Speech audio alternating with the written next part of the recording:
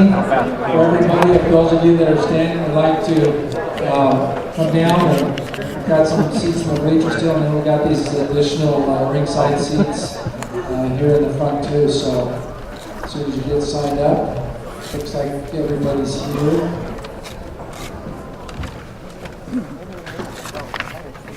First of all, welcome. Thank you for being here this evening. We at Freeman High School are so happy to be able to host this community meeting.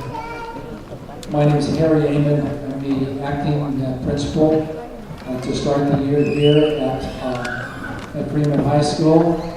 And I know that everybody in this room is concerned about Jim Straw.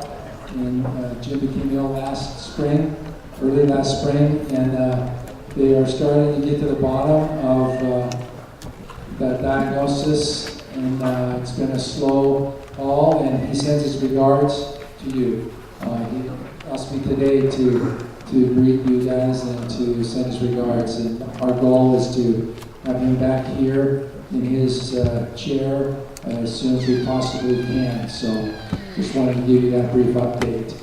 Also, I'd like to introduce a couple of your community leaders. Dr. Randy Russell, superintendent here, and 5 board members are here. And I'd like to recognize them. These people have been here from pretty much from dawn till after dusk, especially since the fire, and do a great job of leading our school district. And Mr. John Zane, Travis Campbell, Andy Kriegler, Cashmere, and Neil Hughes, our trustees. So thank you guys for the work that you've been doing this week. Appreciate it.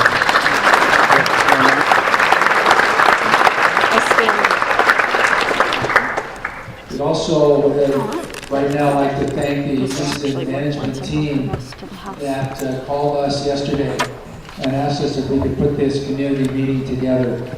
And it was such a great idea, and it's going to be a great opportunity for us as a community to ask questions, to get accurate information, and when we're finished, we've got some coffee and ice water. You're going to be invited at the end to meet with any of the incident management team members. Just going to be casual, be an informal. They'll be standing around, and if you'd like to mingle in the cafeteria, that's where the coffee and the water will be. So make yourselves at your home here. So at this time, I'd like to introduce the Chief Information Officer for the Incident Management Team. He's going to introduce his team members and speak to you, and then each of the leaders here in front of you will have an opportunity to share the latest update, factual update as to what their departments have been doing. I can tell you that I've never been present when there's been as much prayer and as much heartfelt support and feelings. I know well the heartbeat and the character of the Freeman community, but this has been extraordinary this last week, and it's just been very heartwarming to see our community, like we always do, pull together. This is just another great example of our community pulling together, and we're so proud to be part of it here in the school district. So, with no further ado, Rick Scriven, Chief Information Officer for the Incident Management Team. Welcome, Rick.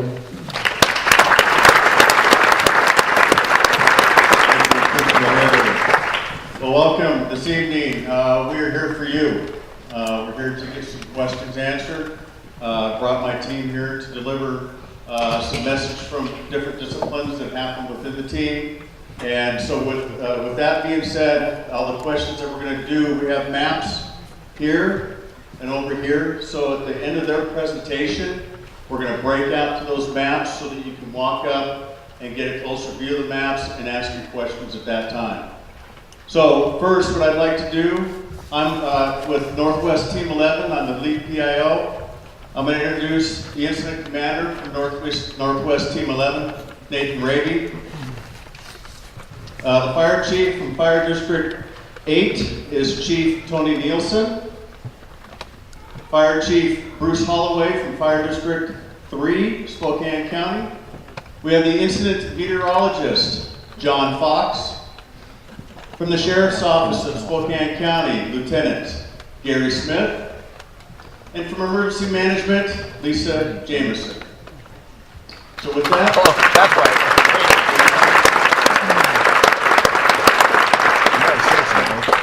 right. So I'm going to introduce the incident commander, Nathan Brady.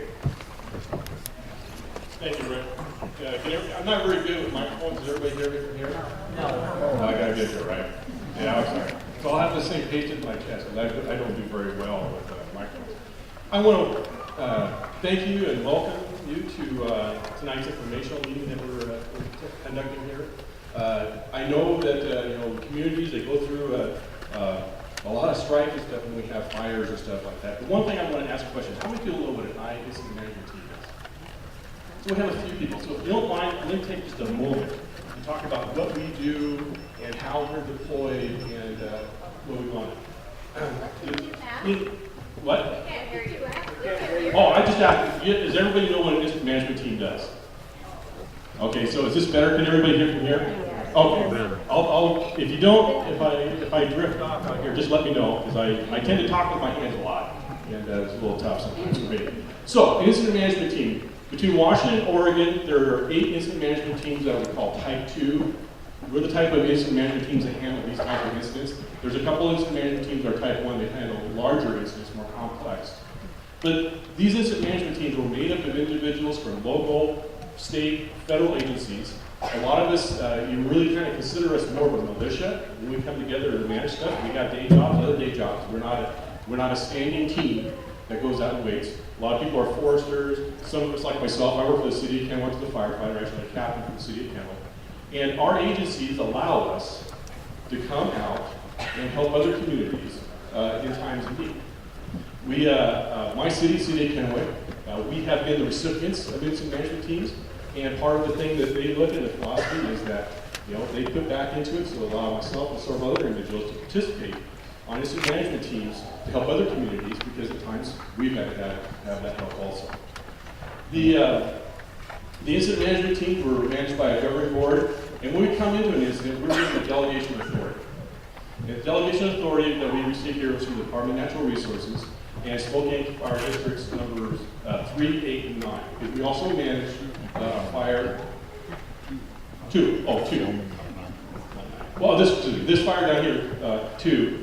We were managing a complex, so we had another fire up on the north side. Sorry, I'll switch back and forth sometimes. We're given a delegation of authority to manage resources that are coming in to help with the fire. So, for here, we got state mobilization, so other fire departments and stuff across the state send in, engines, crews. We have crews, contract crews. We have crews from other state and local agencies that come there. We manage those resources for an objective to put this thing to bed. My marching order is always for my crews, my team, and everything is that we manage incidents in a safe, effective, and efficient manner. We've got to be safe in everything we do. We want to look out and make sure that the community is safe. We're out there, and also as crews.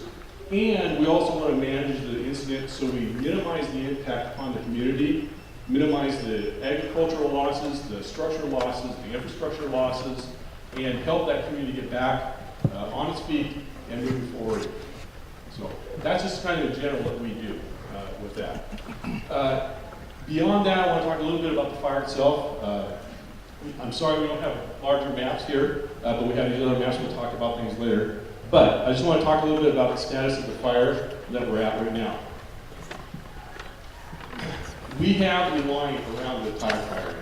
As we completed that line today, the line is in. We're still got several days of work of securing that line and beefing that up so we make sure we don't have any escapes out there. You do see a lot of smoke out there, and that's the fire is consuming itself in those canyons. We have people out there monitoring and working on that to make sure that we're not going to have a problem. But late today, they completed the last piece of the line across Hangman Creek and completed everything together. So we do have a line around the fire. When you come up to the maps, you'll see a black line around there. That means a line that we've got fairly secure and we're sure that it's not going to escape from. The other line, the red line around, is a line that we just put in and we're still working on securing and making that so the fire doesn't get lost. So we expect to be working on this through probably Sunday, Monday, and getting this thing all together. You'll start seeing some reduction in crews and stuff as we get a handle on certain things. We always are switching our resources around a little bit to make sure we have the right resources at the right time. You see some helicopters out here. We have 2 heavies, 2 big Type 1 helicopters, 2 mediums, and 2 mediums, and 1 light helicopter. Those helicopters are resources that are assigned to this fire, to this incident. So anytime we need helicopter air support, we have those here. We also have support off of the aircraft. The fire boss is a small, like pop belcher, to scoop water, and also other air tankers. So as we come forward, we're pretty well prepared for anything that comes through it. So we don't really expect any escapes. Now, John's going to talk a little bit about weather. We do have a little bit of a weather event going to happen here on Saturday. It will really test us in some ways. But where we are right now, we have, currently we have about 520 personnel working the fire line off of my team. We have approximately 50 engines, about 7 dozers out there, and along with that, we have about 10 hand crews. We're going to switch the hand crews around. The 2 of those hand crews are Type 1 hotshot crews. We have Pineville and Antioch here. They're the ones that did the tough work of cutting the line down in those steep canyons across and back up again.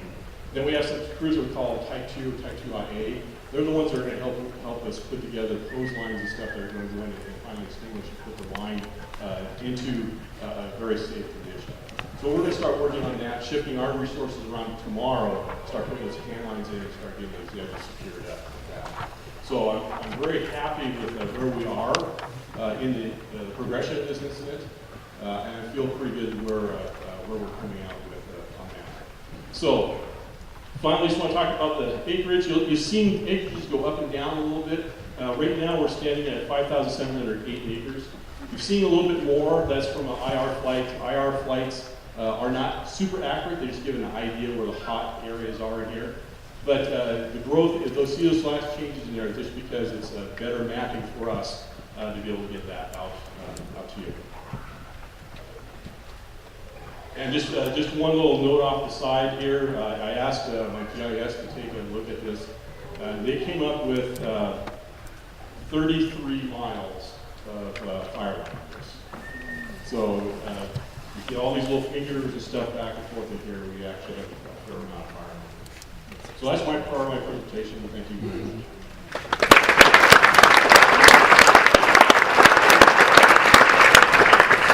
Thank you. My name is Tony Nielsen. I'm the fire chief for Fire District 8, which has the largest portion of this fire within our boundaries. First thing I want to say on behalf of the Board of Fire Commissioners, all the men and women, paid and volunteer for Fire District 8, thank you so much for all the support, kind words, donations of water, snacks to the crews. Thank you to the folks in the community, landowners, farmers, ranchers that have been working side by side with us to try to get this thing corralled.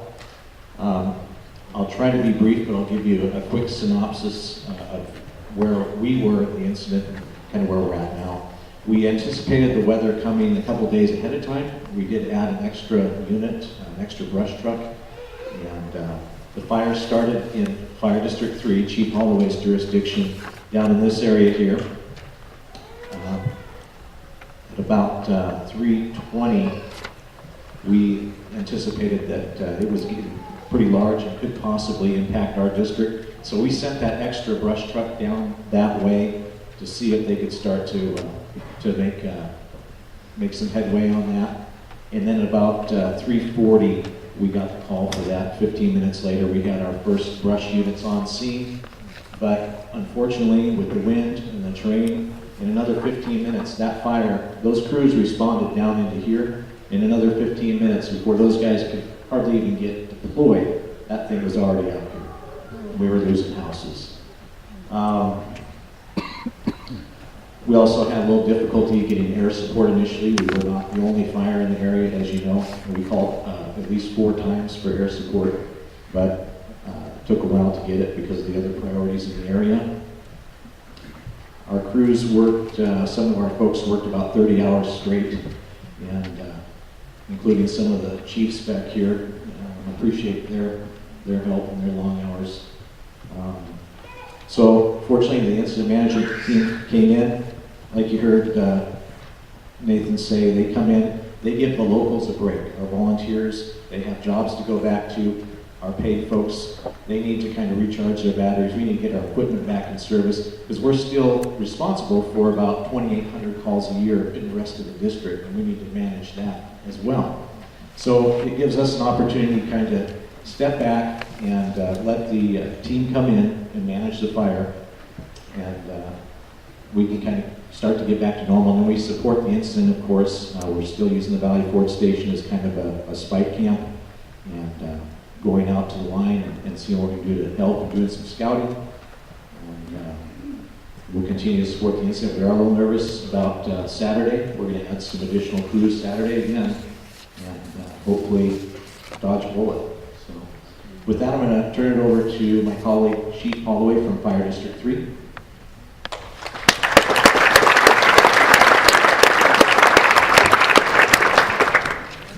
Good evening. Can you hear me? Good. Well, as Tony said, we started this. We didn't really start it, but it started in our district from the down power line. And like Tony said, from the initial report that we got, it was in District 8 less than an hour.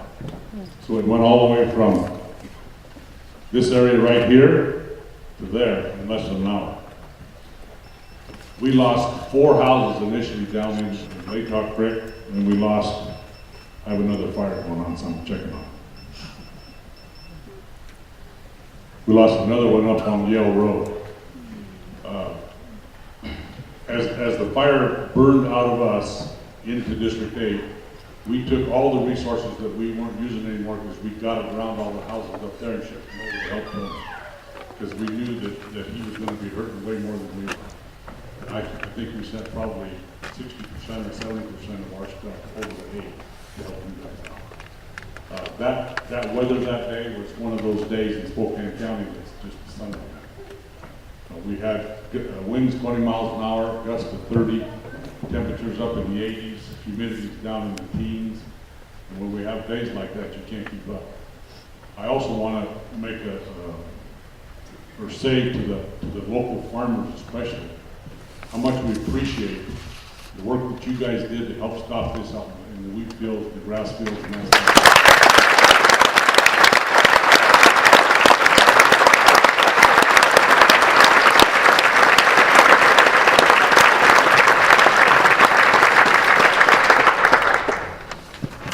Yeah, I saw a press release that talked about spontaneous volunteers. They weren't talking about you.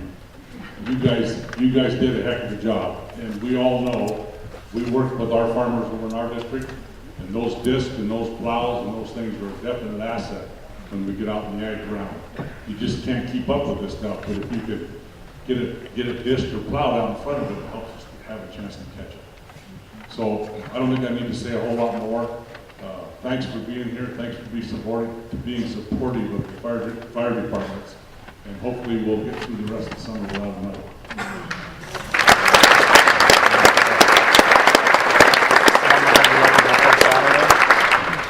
I'm John Fox. I'm an incident meteorologist who has been assigned to this team. Show your hands if you know what an incident meteorologist is. Well, let me tell you what an incident meteorologist does.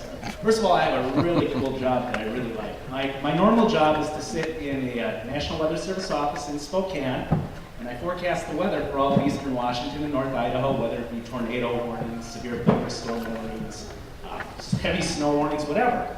But at times, I also get to come out and work with these teams as well. And what I do is I'm assigned with these teams, and I specifically forecast the weather just for this incident that we're dealing with right now. Whether that means looking at the radar to let the fire crews know that they're in danger because a thunderstorm is coming, or whether it's to tell the team, a big wind event is coming and what sort of preparations they need to make ahead of time. And that's my job. So it's really a really good job, and I feel like I can help quite a bit by forecasting the weather.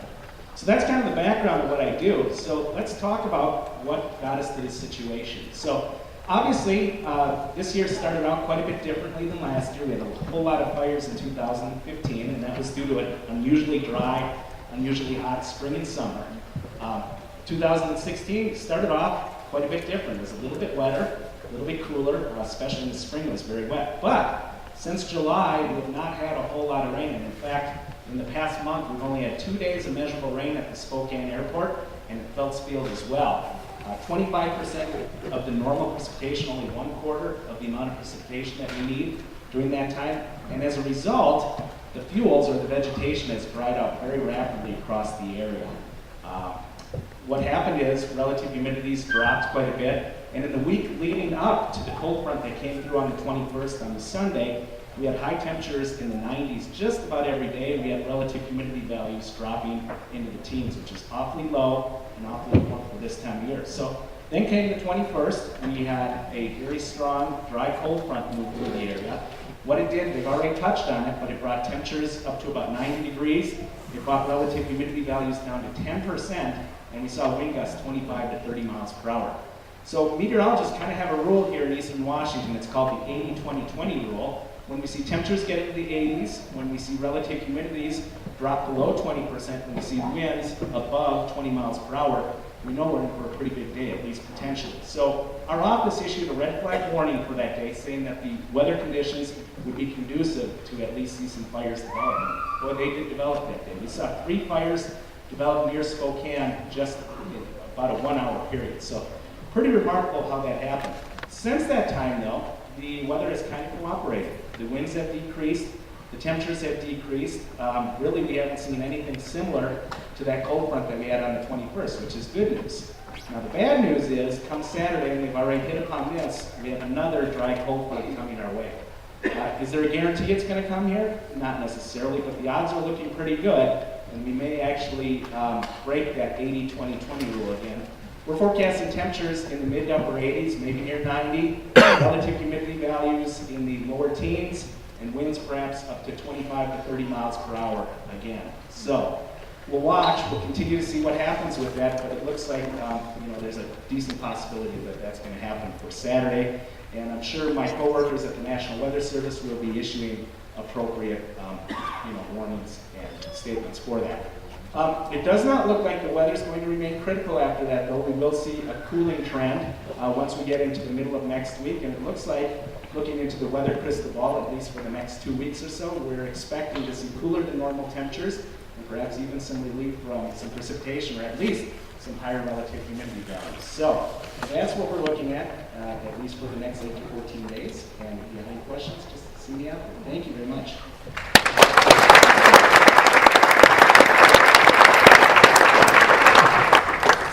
Good evening. Thank you all for being here. In an event such as this, we came into cooperation with the fire department. Obviously, there was evacuation notices that went out pretty fast, and this fast-moving fire. We marshaled forces, sent them down, trying to make contact where we could, starting to set up also traffic control points so fire could get in, people could get out, and we avoid the looky-loos that want to come down and take a look at the fire, or what's going on. First and foremost was the cooperation from you, the citizens, in helping to evacuate, work with us, get out of the area that needed to be cleared, and also cooperating with our traffic control points through this last several days of the event. We marshaled people, we got down, worked with fire. When levels were set to the level 2 or 3 evacuation, the decision to enforce that and to rapidly try to get people to safety as much as we can. The last several days, then we manned traffic control points. We have patrol and or volunteers who were manning those points and working to make sure fire could get in and do their thing, putting the wet stuff on the red stuff. They like to do that. Then from that point, once they determined that they did have their resources marshaled, and of course it dropped to where they felt that they had control of it, then of course in consultation with law enforcement and fire, the decision was to lower the evacuation level to 1, where people could come in and see their see your property and stuff like that. Again, we marshal resources as needed. As you know, it's a large area. We generally have one, maybe two officers that work that area when calls for service. But we pull from other areas of the county when needed to take and do what needs to do to help keep you safe. Right now, we're at that level 1. We are giving everybody a chance to rest, and hopefully Saturday's event will be a non-event and we won't have to take and repeat this. Okay? Thank you. We'll talk with you later.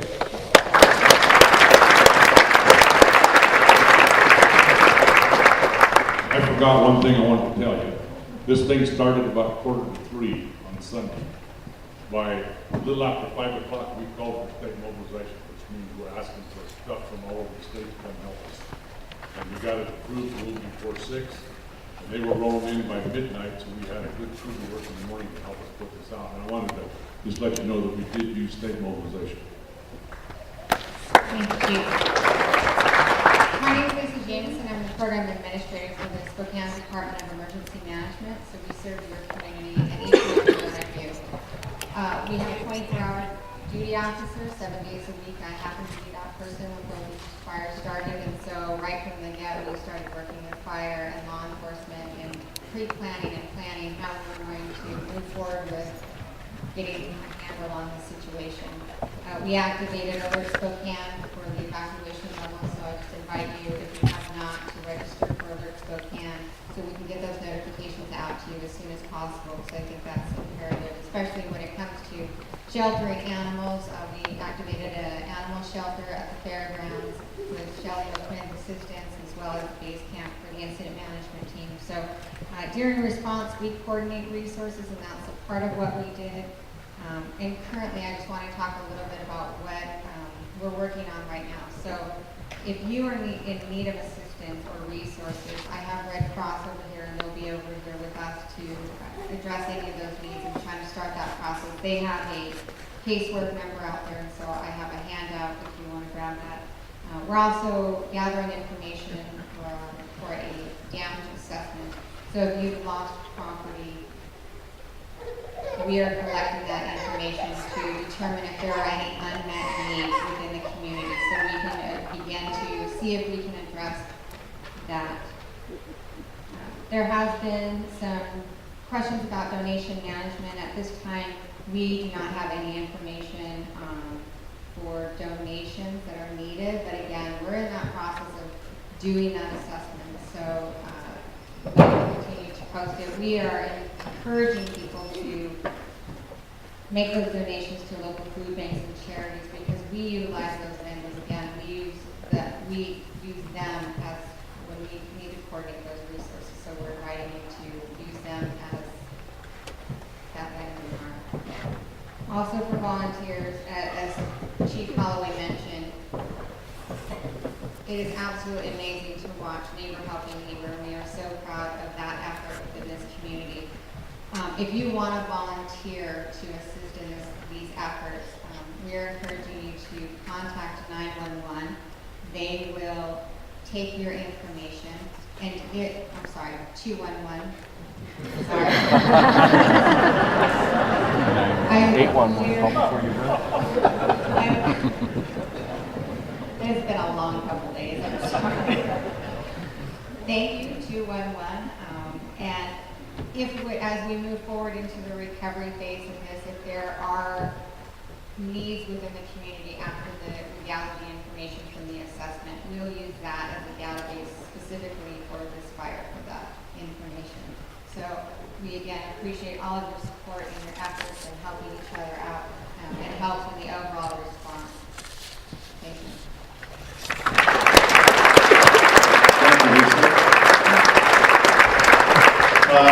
Real quick, I want to thank Fire District Commissioner, Fire District 8, Chuck Weidenberg over here, and from DNR, Andrew Stenbeck. Now, you all have a handout, right? Okay. There's been some handouts, and you'll see on one of the handouts, we have an update. It has an email address It has InstaWeb where there's all the updates and information you get on this fire. Also, we have stuff for FireWise. So if you have not, we have some on this table. So with that being said, we want to get your questions answered. We're going to have the panel get up and move to the respective mats up front or on the side here, and we want you to engage and ask the questions. So thank you very much. I got one, very simple. What's the fire doing right now in the gun tank? Okay, we can go.